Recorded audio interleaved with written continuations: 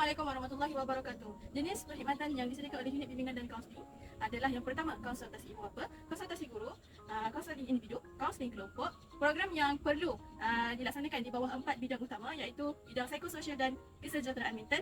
Yang kedua, bidang disiplin. Yang ketiga, pembangunan dan siasat diri. Dan yang terakhir sekali adalah minat kerjaya. Dan seterusnya, perkhidmatan yang disediakan adalah jalan sana daripada rumah ke rumah. Yang ketujuh, program guru penyayang. Dan seterusnya adalah inventory untuk mengenal diri iaitu inventory gaya belajar, inventory gaya bercinta, inventory minat kerjaya dan juga personality. Tetapi terdapat dua bidang utama yang perlu dilaksanakan adalah yang pertama bimbingan individu dan juga yang kedua bimbingan kelompok. Seperti yang kita ketahui, setiap institusi pendidikan di dalam negara mempunyai unit bimbingan dan kaunseling. Perkhidmatan unit bimbingan dan kaunseling adalah proses pendidikan yang terancam dan berterusan. Murid dilantik untuk mendapat dan mempelajari pengalaman, sikap, perlakuan dan kemahiran yang sesuai kehendak masyarakat masyhur di Malaysia. Oleh itu, perkhidmatan bimbingan dan kaunseling adalah tanggungjawab bersama dalam melaksanakan program dan aktiviti bimbingan dan kaunseling. Semua pihak di sekolah iaitu pentadbiran, guru-guru, ibu bapa dan murid perlu bekerjasama dan saling berunding antara satu sama lain. Justru itu, antara masalah yang dihadapi oleh unit bimbingan dan kaunseling dalam melaksanakan perkhidmatan yang disediakan ialah kekurangan guru unit bimbingan dan kaunseling dalam melaksanakan program di sekolah. Keadaan ini menyebabkan unit bimbingan kaunseling perlu meminta pertolongan dari pihak orang tua sekolah untuk menjayakan program tersebut seperti mengerah tenaga atau meminta guru bukan unit bimbingan dan kaunseling untuk membantu pihak unit bimbingan dan kaunseling dalam menjayakan program yang dilaksanakan. Di samping itu juga, perkhidmatan bimbingan dan kaunseling amatlah penting di sekolah. Justru itu, antara langkah yang diambil oleh SMK Syam untuk memberi pendedahan kepada murid tentang kepentingan kaunseling dan kaunseling di sekolah ialah unit bimbingan dan kaunseling mengadakan promosi perkhidmatan melalui banner yang diletakkan di pintu kelas, waktu perhimpunan dan laluan perjalanan kaki murid. Tujuan utama promosi ini dilakukan supaya murid mengetahui tentang kewujudan perkhidmatan bimbingan dan kaunseling, di samping murid dapat mengetahui tentang misi dan piagam kaunseling.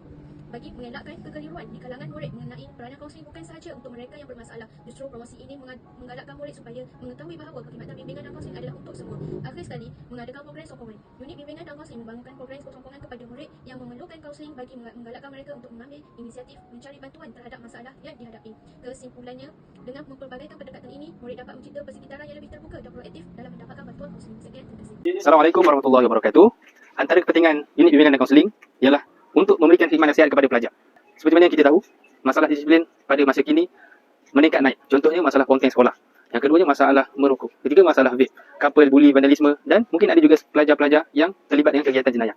Jadi, peranan kaunselor dalam unit bimbingan dan kaunseling adalah untuk memberi khidmat nasihat kepada para pelajar supaya mereka dapat mengubah tingkah laku mereka. Mak kata pepatah Arab, al-wiqayah khairun minal ilaj. Yang ini mencegah lebih baik daripada mengubati. Jadi tegasnya, peranan kaunselor adalah sangat penting dalam memperbaiki masalah disiplin pelajar. Jadi oleh itu, marilah kita sama-sama menggandeng bahu untuk menyelesaikan masalah disiplin yang berlaku sejak dahulu lagi. Assalamualaikum warahmatullahi wabarakatuh. Pihak UBK juga membuat, orang kata ada fokus kepada psikososial dan kesejahteraan mental murid supaya mereka lebih fokus pembelajaran kerana pihak UBK menjadi tempat luahan mereka. Seterusnya, pihak UBK juga memfokuskan kepada pengisian cara orang kata dari segi kemahiran belajar dan pengurusan masa.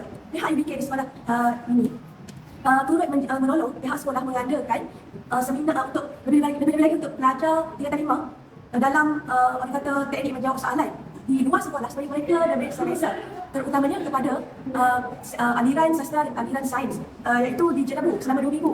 Seterusnya, program yang mereka bantu adalah terapi, orang kata program terapi minda di pantai Batu Empat Port Dickson supaya mereka lebih tenang untuk menjawab peperiksaan nanti yang berjalan pada 6 Januari dan banyak lagi.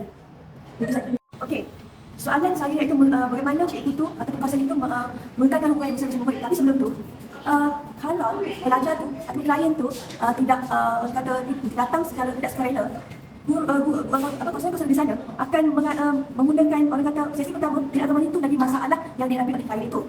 Okey, dan pada sesi pertama, guru itu iaitu kawasan itu akan membina repo.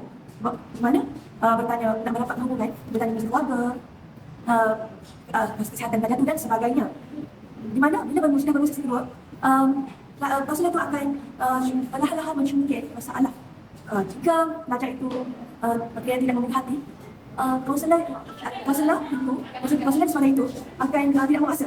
Jadi akan memindahkan, akan meminta kaunselor yang lain supaya lain itu selesa dan bertahu masalah beliau.